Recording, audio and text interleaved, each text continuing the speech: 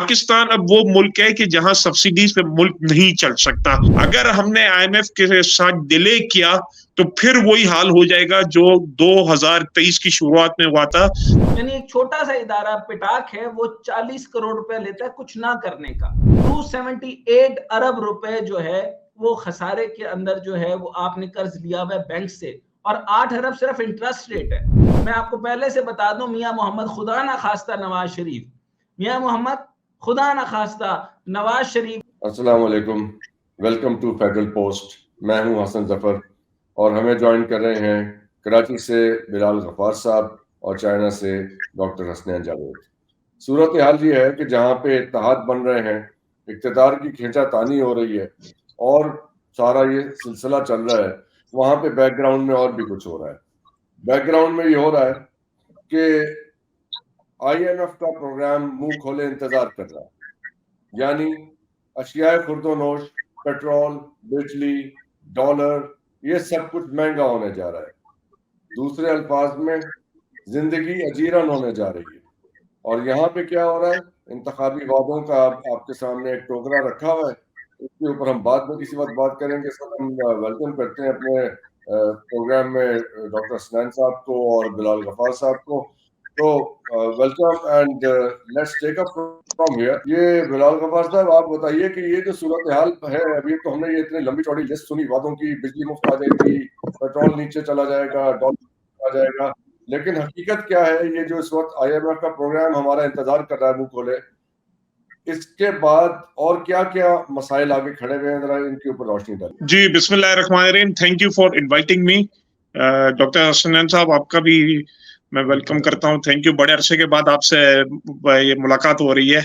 अच्छा देखें डॉक्टर हसन साहब, एक चीज बिल्कुल एक प्रिंसिपल और एक बेसिक बात बताऊंगा कि political stability is must for economic stability.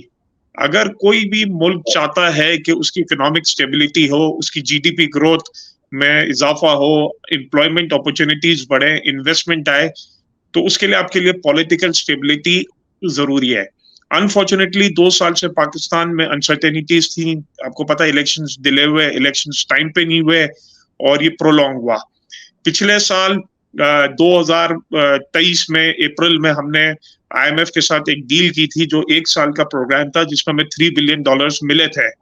वो एक बहुत जरूरी डील थी, क्योंकि उस वक्त आपके रिजर्व्स बिल्कुल खत्म हो गए थे, आपका इंपोर्ट कवर 1.5 महीने से कम रह गया था, और जब आपके पास IMF के इनफ्लोज आना शुरू हुए तो दूसरे बायलैटरल डोनर्स ने आपको पैसा देना शुरू किया।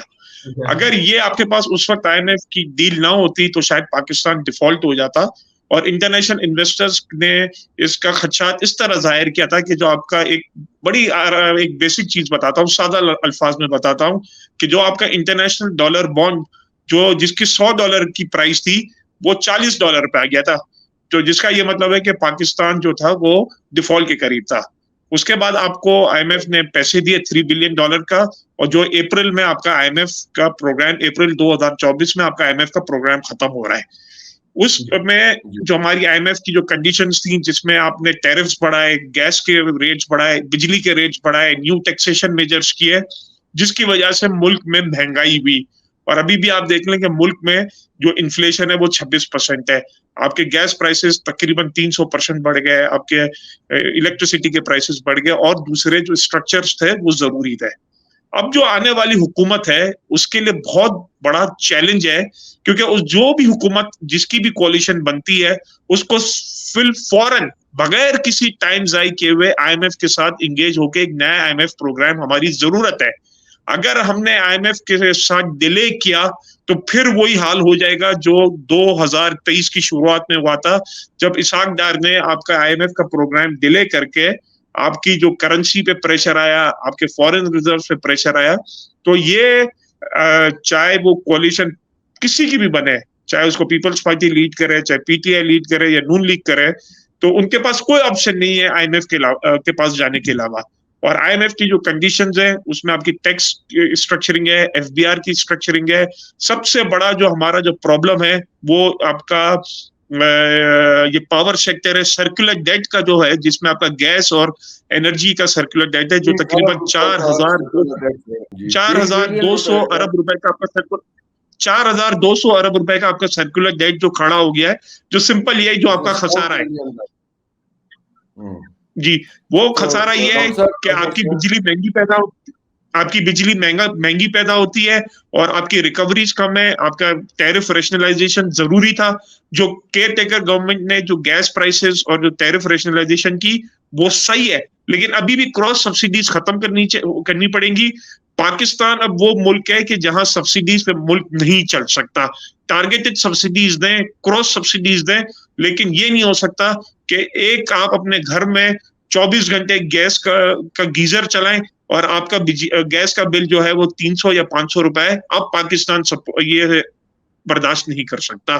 तो आपको आगे जाने के में अगले 3 से 6 महीने में आपको बहुत टफ मेजर्स लेने पड़ेंगे इस इकोनॉमी को बचाने के लिए।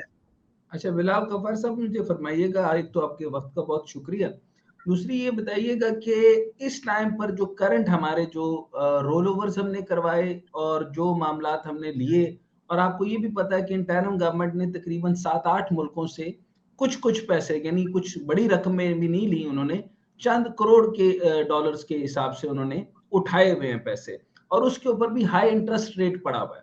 अच्छा, अब मुझे बताइए कि टोटल रिजर्व इस वक्त कितना है, और साथ ही मैं ऐड कर दूं कि कहा जा रहा है, और ऑफ कोर्स ये बल्कि उन्होंने अल जजीरा ने मेरी ही एक स्टेटमेंट उन्होंने छाप दी है, जिस पर मैंने कहा था कि the new government must keep politics separate from economics, यानी हमारी जो सियासत है उसको इकोनॉमिक्स से अलग करना पड़ेगा, ये एक जरूरी चीज है। And they must avoid populism driven decisions, यानी जो पॉपुलिस्ट डिसीजन है, जो कि वादे हैं जो मैनिफेस्टो में किए गए हैं, यानी 18 पॉइंट्स ऐसे हैं जिनके ऊपर हमें रिफॉर्म्स की जरूरत थी, लेकिन जो वादे किए गए हैं और जो कि कहा गया कि आधी टैंकी आप ले आए, आधी आपको भर के दी जाएगी, और इस तरह के बेशुमार वादे जो आपको पता है सियासत के लिए करते हैं, ये लिखा गया। तो सर मुझे ये आपसे पूछना है कि द गवर्नमेंट जो है इसको एंटी पॉपुलिस्ट होना पड़ेगा, एम आई राइट?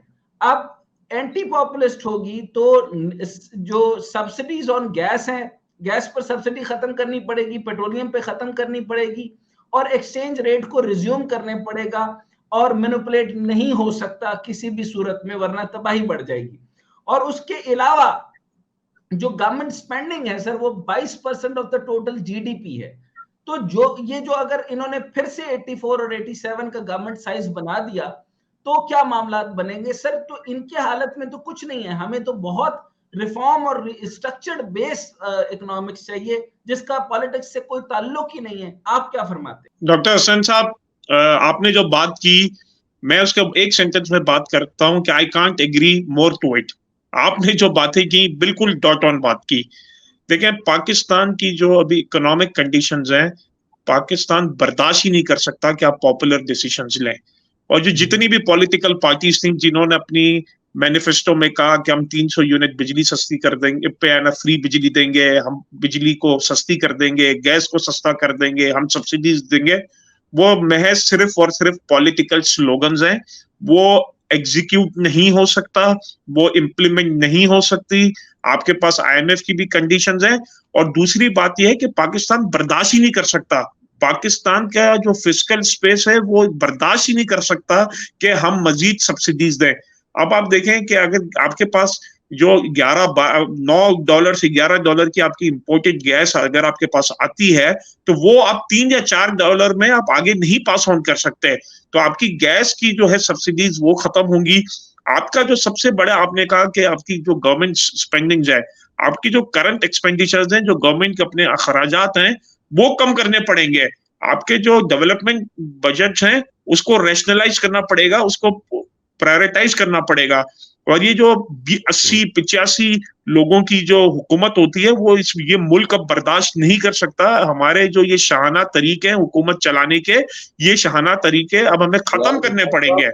दूसरी वजीर होते हैं, बाकी कॉर्पोरेशंस हैं आपके पास सैकड़ों में, और उनके अंदर जो सरकारी अफसर और उनके बच्चे और उनके रिश्तेदार लगे हुए हैं, वो भी तो एक किस्सा है ना जी। डॉक्टर साहब, डॉक्टर स्टैन प्लीज। जी, मैं एक और चीज बात ऐड कर दूं हसनैन साहब 1 मिनट मुझे दें। इसमें एक और बात है कि जो आपका जो एक्सचेंज रेट है उसको आपने मार्केटेबल एक्सचेंज रेट रखना है।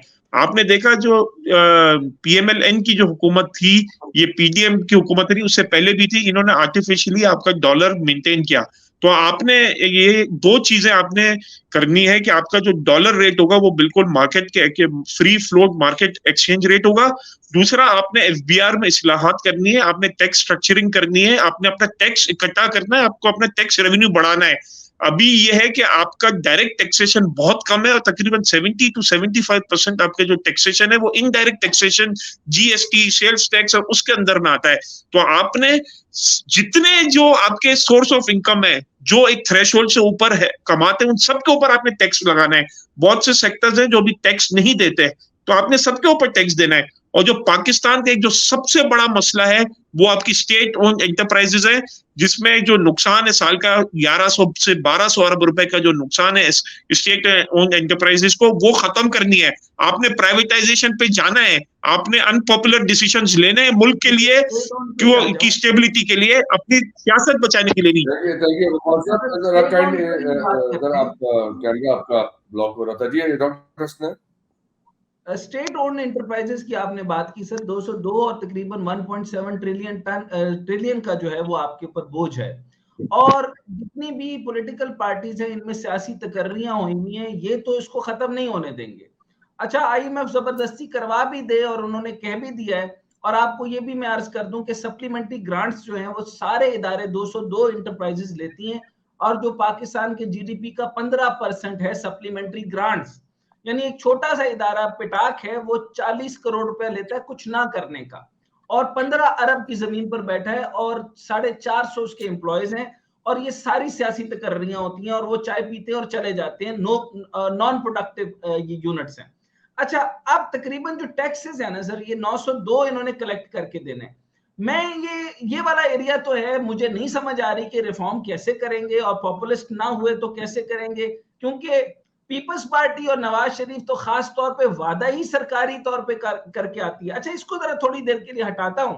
एक इंपॉर्टेंट बात, इमरान खान साहब के दौर के अंदर एक काम अच्छा हुआ था कि उन्होंने जब सब उस चीज के बारे में अगेंस्ट बात कर रहे थे, तो मैंने पॉजिटिव ये बात की थी कि 1970 में जब ग्रेट डिप्रेशन आया था, तो उस वक्त जो है वो जो कंस्ट्रक्शन का जो एरिया है और रियल एस्टेट के बिजनेस को जो है वो बहुत बढ़ा दिया था, जिसने आपके पूरे इकोनॉमिक स्लम से आपको निकाला था, अमेरिका को। अच्छा, अब आपने क्या किया कि आपने इस गंदे बजट के अंदर जो पीडीएम ने दिया और ये सारा मामला किया, इसमें 2% आपने जो है इसके ऊपर टैक्स लगा दिया आपने रियल एस्टेट के ऊपर। अच्छा, इसका नुकसान ये हुआ कि 2022 के वस्त में जारी होने वाली रिपोर्ट में sir, European union tax observatory report के मुताबिक पाकिस्तानियों ने दुबई में रियल एस्टेट में 10 अरब 60 करोड़ डॉलर की इन्वेस्टमेंट कर दी। तो मुझे ये बताइए, कौन अक्लमंद है जिसने पाकिस्तान में 2% का टैक्स लगाकर कि पाकिस्तान में रियल एस्टेट ना बने और यहाँ पे स्काई हाउस ना बने, स्काई राइजेस ना बने, और उन्होंने उठा के सारा रियल एस्टेट दुबई पे ले गए। पाकिस्तान तीसरे नंबर पे, पहले नंबर पे इंडिया है, और दूसरे पे यानी इंग्लैंड आ रहा है। आप फरमाइएगा सर। जी बिलाल सर। देखिए, जो डॉक्टर हसनैन साहब जो बात कर रहे हैं ना, मैं इनसे बिल्कुल एग्री करता हूँ कि देखें, जो कंस्ट्रक्शन इंडस्ट्री है उस पे आपके 40-42 इंडस्ट्रीज जो है वो और डायरेक्टली लिंक्ड होती हैं। सीमेंट है, स्टील है, आपका मजदूर का है ना, लेबर इंडस्ट्री, ये हाईली लेबर इंटेंसिफाइड इंडस्ट्री है। और ये बात बहुत मर्तबा डिस्कस हुई थी कि रियल एस्टेट पे आप टैक्स रैशनलाइजेशन करें, जो उनके प्रोजेक्ट्स बिकते हैं उस पर आप टैक्स लगाएं, एक एवरेज कॉस्ट ऑफ कंस्ट्रक्शन ले लें और सेल प्राइस ले लें, जो उनका मुनाफा होता है डेवलपर का, उस पर आप टैक्स लगा दें। अनफॉर्चुनेटली जो 2 साल में जो पाकिस्तान में इकोनॉमिक अनसर्टेनिटीज रही, तो पाकिस्तान से पैसा बाहर गया। ये जो $10.6 बिलियन का जो नंबर बता रहे हैं, ये तो ऑफिशियल नंबर है। इसके अलावा जो अनऑफिशियल हुंडी के तहत बैंक चैनल के अलावा, जी, ये तो सिर्फ दुबई में है, ये बता रहे हैं। और दुबई भी मेरा जो एस्टिमेट है, ये $10.6 बिलियन से ज्यादा होगा, क्योंकि ये बहुत से ऐसे लोग हैं जो पाकिस्तान में पैसे बाहर ले गए, लेकिन वहां उन्होंने बेनामी अकाउंटों में रखा है। क्योंकि आपके 2 साल में आपका क्या था कि एक अनसर्टेनिटी थी, और दूसरा एक्सचेंज रेट का रिस्क था पाकिस्तान में। अब आप देखें, 180 वाला डॉलर 300 हो गया, तो लोगों की तो 30 से 40% की इन्वेस्टमेंट जो थी वो वाइप आउट हो गई इन टर्म्स ऑफ डॉलर। तो ये अनसर्टेनिटीज हमेशा बर्बाद कर दिया। 2% टैक्स इस पे लगाए, और मजे की बात है, फिर मैंने ये अर्ज किया कि ज़राअत पे टैक्स मत लगाओ, अभी ज़राअत पे टैक्स मत लगाओ, लेकिन उसकी प्रोडक्शन के ऊपर, उसके ऊपर बाकी चीजों को देखभाल के जो इंपोर्ट करते हैं, इंपोर्ट के ऊपर आगे प्रोडक्शन टैक्स अगर लगाना है तो वो बाकी बातें बाद की हैं। हुआ क्या सर, प्लांट नहीं लगा। इस वक्त 20% का कोटा था किन्नुओं का, वो सारा जाया हो गया, गल गए हमारे किन्नु। और जैतून चकवाल की साइड के ऊपर जो है वो उतरते ही तबाह हो रहे हैं। 7-8 हजार रुपए की सिर्फ ग्रीन बोतल जो होती है जैतून की, वो आती है, और वो सिर्फ बड़े स्टोर्स पे मिलती है। तो अंदाजा कीजिए कि आपने ज़राअत की भी तबाही का नक्शा सिर्फ इसहाक डार ने किया। मैं इंटर मार्केट, ओपन मार्केट, उसकी तो बातें बाद में करेंगे, पेट्रोल के साथ क्या किया, गैस के साथ बाद में क्या किया, लेकिन ज़राअत और ये आपकी कंस्ट्रक्शन, इसकी जो इतनी बड़ी बर्बादी की, मुझे ये बताइए कि ये दोनों डिसीजन पाकिस्तान के लिए कितने बड़े नुकसान दे। जब आप ये डॉक्टर साहब अभी आप बात कर रहे थे स्टेट ओन्ड एंटरप्राइजेस की, और ये नहीं और ये होता है, उसके अंदर मैं इसके ऊपर एक चीज सोचता रहा हूँ कि प्राइवेटाइजेशन जो है इन स्टेट ओन्ड एंटरप्राइजेस की, वो आपके मीडिया को भी सूट नहीं करती। इसलिए कि आपके सारे टीवी चैनल जो हैं वो, क्योंकि ये गवर्नमेंट के कंट्रोल में है, ये एंटरप्राइजेस ये अपना वहां से हिस्सा वसूल करते हैं गवर्नमेंट के लाइन पे खड़े रहने के साथ। तो अगर ये प्राइवेटाइज हो जाती हैं तो ये जो आपके अखबारात और टीवी चैनल गवर्नमेंट से ये अपना हिस्सा या भत्ता वसूल कर रहे हैं, तो इनके हाथ से तो वो भी निकल जाएगा। उसके बाद मीडिया, डॉक्टर साहब, मेरा आर्ग्यूमेंट ये है, कभी फेवर नहीं करेगा इनकी प्राइवेटाइजेशन को, इससे उनको डायरेक्ट नुकसान होगा। लेकिन सर वो इन एनी केस जो है, आईएमएफ ने जब 6 बिलियन डॉलर आपको दोबारा रिलीज करना है 24th रिव्यू के अंदर, ये जो सप्लीमेंट्री ग्रांट्स नहीं देंगे, प्लस जो है वो आप प्राइवेटाइजेशन को बढ़ाएंगे, और प्लस जो है वो आप स्टेट ओन्ड एंटरप्राइजेस को पब्लिक प्राइवेट पार्टनरशिप करेंगे, या अगर नुकसान कर रहे हैं तो उसका लॉस हमारे साथ शेयर करेंगे, और अगर आप वो लॉस कर रहे हैं तो इसको बिल्कुल खत्म करके हमारे सामने आप दिखाएंगे, ताकि हम आपके डेट से आपको निकाल सकें। इस तरीके से जो है वो बेसिकली, खाली पीआईए की बात कर लें तो 15 जहाज रह गए हैं, और 8 अरब रुपए का जो है वो कर्जा जो गवर्नमेंट ऑफ पाकिस्तान की गारंटी के ऊपर आपको कर्ज मिला हुआ है जो बैंक्स को देना है। तो इस तरीके से जो है वो 278 अरब रुपए जो है वो खसारे के अंदर जो है वो आपने कर्ज लिया हुआ है बैंक से, और 8 अरब सिर्फ इंटरेस्ट रेट है। तो मैं आपको ये बता रहा हूं कि तमाम इदारे डिफॉल्टेड हैं ऑलरेडी, तो उनका कर्ज जो है वो इस तरीके से उतारने की पेशकश की जा रही है। मैं आपको पहले से बता दूं, मियां मोहम्मद खुदा ना खास्ता नवाज शरीफ, मियां मोहम्मद खुदा ना खास्ता नवाज शरीफ, खुदा उसको तबाह बर्बाद इसलिए कर दे क्योंकि उसने पाकिस्तान को बर्बाद किया। कहा जाता है कि पाकिस्तान को टैक्स इस्लाहात को अपनाने की अशद जरूरत है, और अब वो करने क्या जा रहा है सर, ये इसका जो खजाना है, जो हिसाबदार है साका, वो कह रहे हैं कि जैसे कि ज़राअत और रियल एस्टेट के शोबों पर टैक्स लगाना ताकि महसूलात की वसूली में इजाफा हो, और आईएमएफ को पैसे के लिए खुदा हाफिज कह दिया जाए कि 902 अरब रुपए मजीद टैक्स की वसूली है, हमारे पास वापस आ गए बिलाल साहब, वो दिया जाएगा। सॉरी, कोई इंटरनेट का कोई इश्यू आ गया था। वो we are all experiencing the same thing. आप काइंडली कंटिन्यू करें, जहां से आप की बात मुनक़ता हुई थी वहां से आप पिकअप कर लीजिए। तो देखिए, मैं यही कह रहा था जो डॉक्टर हसनैन साहब कह रहे थे कि आपने टैक्स की जो है ना रीस्ट्रक्चरिंग, एफबीआर की रीस्ट्रक्चरिंग करनी है। आपने टैक्स रियलाइज का जो है ना प्रॉपर एक मैकेनिज्म बनाना है। ये नहीं हो सकता कि जो टैक्स दे रहा है आप उस पर मजीद टैक्स दें, आपने टैक्स नेट बढ़ाना है। जहां तक इन्होंने एग्रीकल्चर की बात की, एग्रीकल्चर टैक्स की बात की, इस मुल्क में एग्रीकल्चर टैक्स ऑलरेडी लगा हुआ है, प्रोविंशियल सब्जेक्ट है, लेकिन क्योंकि कोई मैकेनिज्म नहीं बना हुआ इसलिए कोई कलेक्ट नहीं होता। अब मैं सुबह सिंध की आप बुक पे देखें, बजट बुक्स पे जाता के देखें कि 2 अरब रुपए का इनका टारगेट है। सूबे हर कि सूबा 2 जो है अरब वो का टैक्स इनका कलेक्ट टारगेट करता है। है, इधर-उधर हो जाता है। जी बिल्कुल, 2 अरब रुपए का इनका टारगेट है और यहाँ पे पूरा सिंध जो है वो एग्रीकल्चर के मद में 50 करोड़ रुपए भी टैक्स मैं आखिरी सवाल पूछना चाहूंगा आप देना लोगों चाहिए। की ये इजाजत से, बिकॉज अभी हमें रैप अप करनी होगी अपनी डिस्कशन इन फ्यू मिनट्स। आखिरी सवाल सर ये आप दोनों हजरात से पूछना चाहूंगा कि अभी ये जो इस वक्त जो भी गवर्नमेंट आएगी आगे, तो ये जो जितना क्राइसिस प्रोलॉन्ग हो रहा है और इसकी सूरत में लेट्स अस्यूम कि जैसे अभी बात हो रही है पीपल्स पार्टी और मुस्लिम लीग की कोalition गवर्नमेंट आ जाती है with number of junior partners in the government, तो ये कितनी तैयार हैं अपनी सलाहियत के तौर पे इस क्राइसिस से और इन चैलेंजेस से डील करने के लिए? बिलाल साहब आप जरा इस पे रिस्पॉन्ड कर दीजिए फिर डॉक्टर। देखें, बहुत चैलेंजेस हैं। जिस तरह मैंने आपको शुरू में बताया, सबसे पहले तो आपने IMF का न्याय प्रोग्राम में जाना है। आपके जो स्टेट ओन एंटरप्राइजेज हैं उसको प्राइवेटाइज करना है, PIE को प्राइवेटाइज करना है। दूसरे जो आपकी जो स्टेट ओन एंटरप्राइजेज है, जो लॉस मेकिंग एंटिटीज हैं, उनको आपने प्राइवेटाइज करना है। अब ये बर्दाश्त ही हम नहीं कर सकते 1500 अरब रुपए जो है वो स्टेट ओन एंटरप्राइजेज में साल में हम दे दें।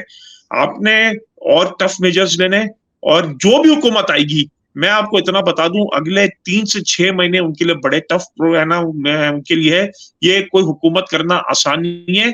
एक चीज इस मुल्क में अच्छी हुई है कि जो SIFC का कयाम है, जिसमें इंटरनेशनल इन्वेस्टर्स को आप कह लें कि इनवाइट किया हुआ है, और वहां से अगर फ्लोज आ जाते हैं, वहां से आपकी डायरेक्ट इन्वेस्टमेंट आ जाती है, तो आपका रुपया भी मुस्तहकम रहेगा और वहां से फ्लोज आएंगे। क्योंकि अब आपने अगले 15 महीने में 20-25 अरब डॉलर की आपने रीस्ट्रक्चरिंग करनी है, आपने अपना डेट को रोल ओवर करना है, आपकी पेमेंट्स हैं, तो इतना आसान नहीं है। आपने अपना इनफ्लोज और आउटफ्लोज को मैच करना है ताकि आपकी करेंसी स्टेबल रहे। क्योंकि जिस मुल्क में करेंसी स्टेबल नहीं रहती, वहां से आपका लोकल इन्वेस्टर भी और इंटरनेशनल इन्वेस्टर भाग जाता है। जी डॉक्टर साहब। अच्छा सर, बिल्कुल मैं एग्री करता हूं, लेकिन SIFC जो है वो सब्जेक्ट टू पॉलिटिकल स्टेबिलिटी है।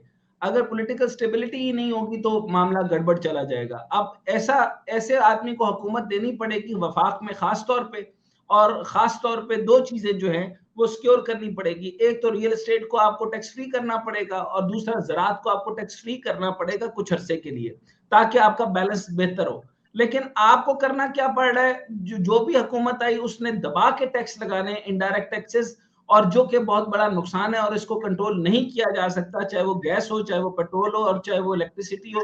इनको बढ़ा बढ़ा के IMF को पेश करना पड़ना है। अब अगली बात इंपॉर्टेंट ये है कि हमें जो है वो अनपॉपुलर डिसीजंस लेने पड़ेंगे। मेरे ख्याल में जो बेहतरीन तरीका कार सिर्फ ये हो सकता है कि पंजाब के अंदर जो है उसकी सिलेक्शन बड़ी इंपॉर्टेंट है, क्योंकि सबसे ज्यादा प्रोडक्शन जो है वो पंजाब से होनी है, और उसी के अंदर जो है वो आपके जो स्पेशल इकोनॉमिक जोन का बड़ा इंपॉर्टेंट जोन फैसलाबाद है, टेक्सटाइल है, उसके साथ ज़राअत है, और इन एरियाज के साथ रियल एस्टेट भी आपकी है। इन चारों एरिया के लिए किसी बड़े सेंसेबल आदमी को लेना पड़ेगा, तभी सब्जेक्ट टू मैंने कहा पॉलिटिकल स्टेबिलिटी SIFC चल सकता है। रियली अप्रिशिएट टू पाकिस्तान, ये जो जनरल आसिम मुनीर साहब ने ये शुरू किया था। लेकिन अगर पॉलिटिकल स्टेबिलिटी नहीं हुई तो again we will go back to $4.4 billion of the reserve, जो कि बैंक डिफॉल्ट होता है। बहुत बहुत शुक्रिया डॉक्टर हसनैन जावेद साहब आपका और बिलाल गफार साहब आपका, और आप लोगों के देखने का भी बहुत बहुत शुक्रिया।